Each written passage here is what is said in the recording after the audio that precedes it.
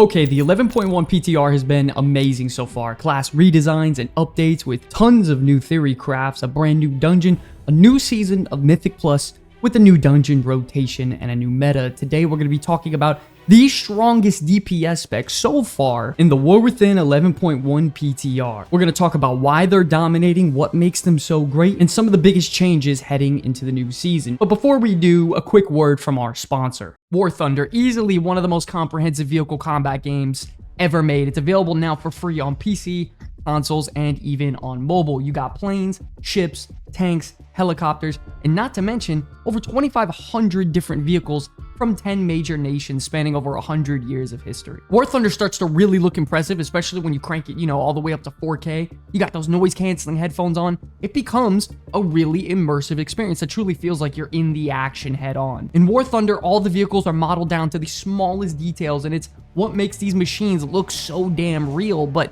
it's not just the visuals, it's the gameplay that really stands out as well. They have a damage simulator that's very accurate, highlighted by their X-ray feature that is so helpful when you're trying to take down your opponents. Whenever I play this game, it instantly takes me back to like the early 2000s when I'm playing classic games like Conflict Desert Storm, the old Call of Duty games, and it's simply there to just get me in the action and have fun like I used to, man. There's comprehensive customization with all the vehicles, featuring countless camouflages, historical markings, decorations, and more. You can join 70 million other players completely free now with crossplay on PC, PlayStation, Xbox, or on mobile. Check out the links in the description below to sign up and support the channel. Not only that, if you make a new account or haven't played in the last 6 months, you'll receive a massive bonus pack across PC and consoles for free using the link to get you started in the game. 3 different premium vehicles, the exclusive Decorator Eagle of Valor, 100,000 Silver Lions, and 7 days of premium account time, and all of it for absolutely free. Click the link below. Let's have some fun playing army games like we used to, man. Thanks War Thunder for sponsoring today's video. Now, let's get back to the content.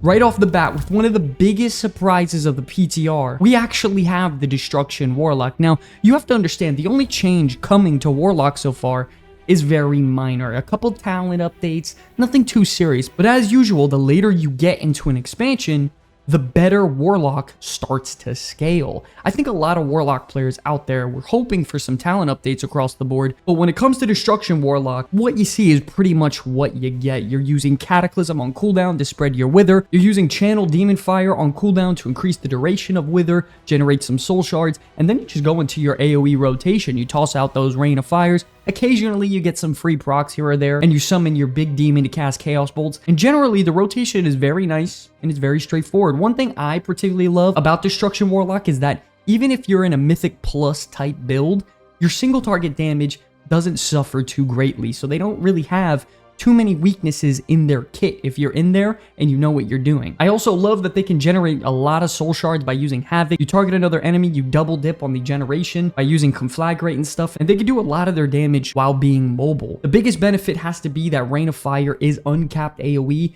and it's a very simple rotation, man. It's damn well effective, and I appreciate with Destruction that their tier set bonus just straight up gives them damage passively. It doesn't impede on their rotation or complicate things, because I think one of the niche things about Destruction is that it's very straightforward and easy to learn, right? Giving it my vote, honestly, for being one of the better DPS specs, especially for Warlock heading to the new patch. Moving on next, we have the Gunslinging Pirate Outlaw Rogue, and good lord, was this spec a blast to play the last few days on the PTR, and personally, it has my vote for being one of the most fun specs in the game now. And 11.1 Outlaw Rogue is kind of the only rogue spec getting any significant updates, and they've done wonders for this spec. The developers are constantly updating it every other week at this point for Outlaw, and they're primarily targeting how many matches you can get on your Roll the Bones consistently. And if you've ever played Outlaw Rogue, Roll the Bones combat buffs is kind of everything when it comes to your damage. You also got to know that whenever you roll 5 dice and you get a match, it's super rare, but you feel very powerful when it happens.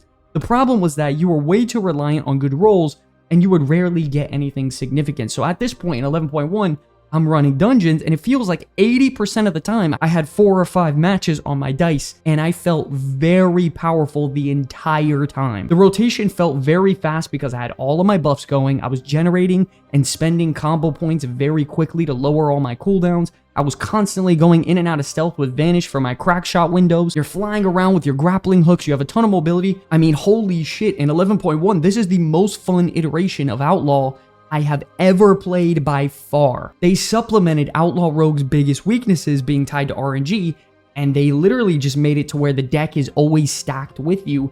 How often you're getting these 4 or 5 rolls at once, it's amazing. And if you combine it with Keep It Rolling, you have all these buffs up potentially for like a minute straight, which makes you feel unstoppable instantly.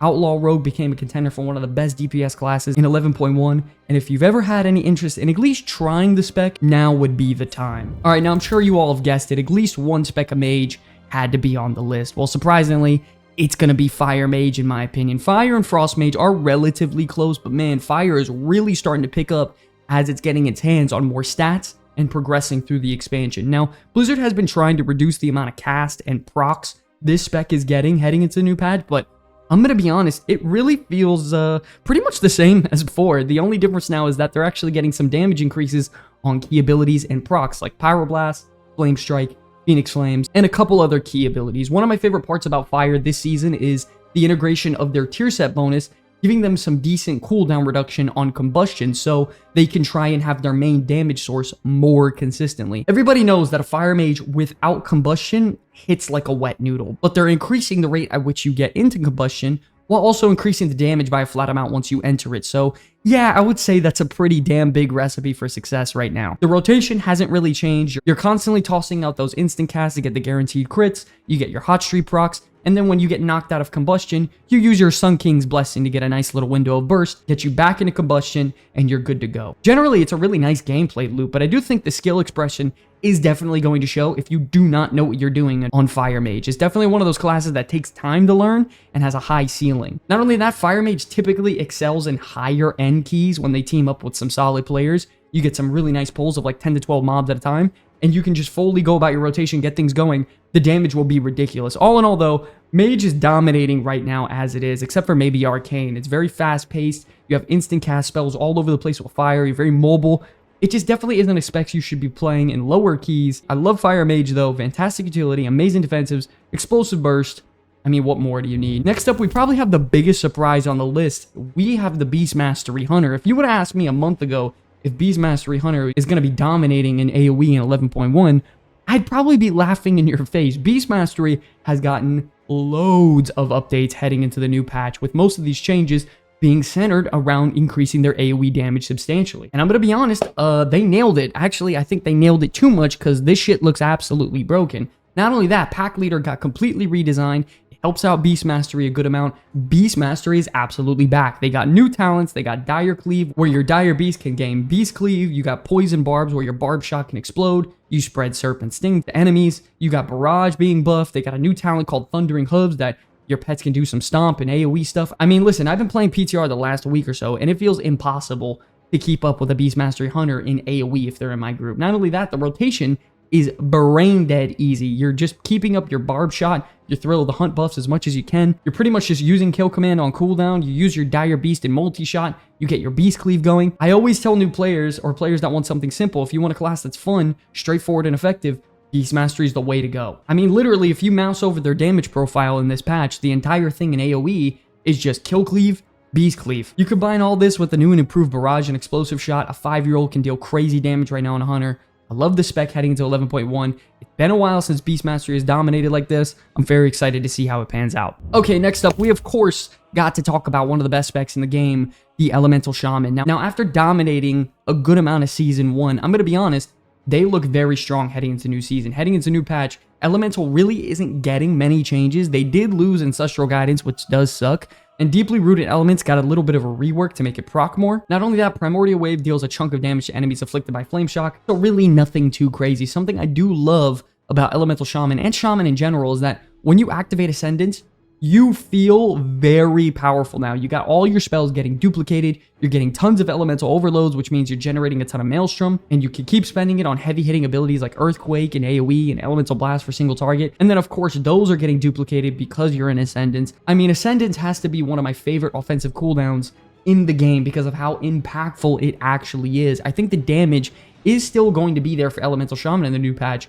but by far the number one reason why this class is so good and one of the best DPS is how much utility they bring to their group as well. You have your Capacitor Totem, which is their AoE stun. You have the lowest cooldown interrupt in the game. You have Thunderstorm to knock everybody up. You have Healing Stream Totem for some AoE healing. Good mobility with Spirit Walker's Grace. Poison Cleansing Totem. Stone Bulwark Totem. I mean, dude, Elemental Shaman is fantastic. In the new patch right now, they deal fantastic damage. They're not really getting much changes, but this combined with their utility, I think this spec is in a great spot, and they'll continue to dominate in the new season. Now, moving on to our next DPS, surprisingly, is Windwalker. I'm just going to be completely straight up, no more bullshit. Windwalker is a crap load of fun in the new patch. Now that they cleaned up the haste stat for them, and now that they buffed their mastery significantly in Season 2, man, this spec is starting to feel good again. So with the patch, both your primary stats, haste and mastery, they got improved. Their spinning crane kick got a nice buff, so it deals more damage. Your procs on blackout kick deal more damage. And by far, surprisingly, my favorite addition is their brand new ability, Slicing Winds. At first on the PTR, this ability wasn't really working. It was kind of garbage, but then they just buffed it. And I've had this Slicing Winds ability crit for like 6 to 8 million damage on AoE pulls in one single cast, which is insane. With Windwalker, there are times where your energy regeneration feels a little bit stiff. And during those moments, it's the perfect time now to use this ability, charge it up, you get some energy back, and then you dash through everybody dealing a bunch of damage, and then you can go through your rotation again. I will say, I like usual though, Windwalker is incredible when they have their cooldowns, but they tend to fall behind without them, so proper cooldown usage is absolutely critical for this spec. I will say nothing has really changed from a rotational aspect. Windwalker Monk is very, very fluid, and the rotation works hand in hand with each other very well. It's also really nice now, personally, that Fist of Fury can get some very big crits again due to their tier set bonus, and how it can increase its damage by like 80% in one cast. It makes it feel very good again. I've had one of my ticks of Fist of Fury crit for almost like 2 million damage on one target. It felt amazing. Overall, man, I'm loving Windwalker heading into Season 2. They got some nice updates to their stats. They got a brand new ability. That's a really good filler while their energy regeneration feels a bit stiff. And also, they have the coolest tier set in the game for Season 2, in my opinion, where you're looking like a freaking Super Saiyan. Overall, loving Windwalker right now. Moving on next, we do have the Balanced Druid. Now, I'm going to be honest, in Season 1, they ended up performing very well, and they're looking really good heading into Season 2. And the primary culprit to that is because Starfall has no AoE cap. You can cast it on the move, and it hits everybody no matter what. So for Mythic Plus, and in very specific raid encounters, Balanced Druid is dealing some disgusting damage. Now, when it comes to the changes for Balanced Druid, the spec really only got minor updates to their base class talent tree overall. So as of right now, they haven't really had any changes to the class spec of Balance, which in my personal opinion kind of sucks because Balanced Druid has the worst set of defensives in the entire game, and it's the only thing holding this spec back from being S tier. Barskin, trash defensive. Renewal, trash defensive. Survival Instincts, you guessed it, trash defensive. They need to do something about their defensives because they're by far the worst in the game, and it's the thing holding this spec back the most. So now that we got the bad stuff out of the way, Balanced Druid damage-wise is in a very good spot. Not only that, it's incredibly simple. It reminds me of a warrior. You make sure you have your Sunfire, your Moonfire on the target, you Wrath a couple times, you get into your Lunar Eclipse, you spam Starfire, and that's pretty much the rotation. Then you get your resources up, and you spend it on Starfall or Star Surge. That's pretty much the rotation. It's very visually appealing. It's very straightforward. You have no AoE cap on Starfall. You get a couple Wild Mushroom ticks here or there from your tier set, and the damage numbers are rolling in, and things feel good. Once again, the biggest thing that's holding this spec back is the defensives. There are other specs in the game that have better defensives that do not have an AoE cap. For example, Fire Mage can do the same thing. Way better defensives. Beast Mastery can do the same thing. A little bit better defensives. Destruction Warlock, same thing. Way better defensives. And all three of those classes just have better survival capability than Balanced Druid. So in that regard, they get beaten. Overall, though, DPS-wise, they can keep up with pretty much everybody. And rotationally, I think Balanced Druid is in a good place heading into Season 2. And I think they're pretty fun overall. Okay, moving on to last but not least, to no one's surprise yet again, here we have the Enhancement Shaman, the Michael Jordan of World of Warcraft.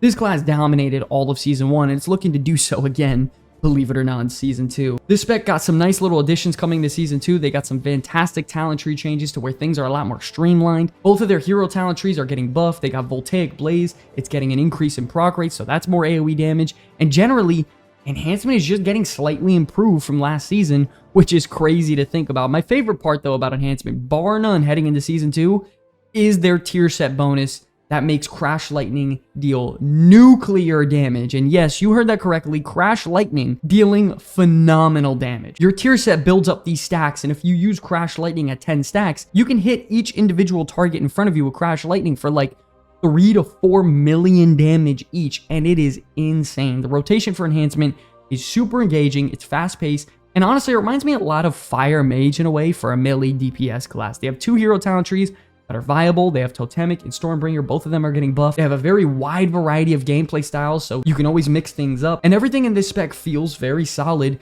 compared to some of the other classes in the game where things feel stiff. And I hate to bring it up, Feral Druid, Arms Warrior, and forgetting about damage numbers aside now, Enhancement Shaman, once again, just like Elemental, brings incredible utility. You have the new raid-wide buff for Mastery. You have Capacitor Totem for stuns. You have Thunderstorm to knock people up. You have Wind Shear, which is the lowest cooldown interrupt in the game. You have Poison Cleansing Totem.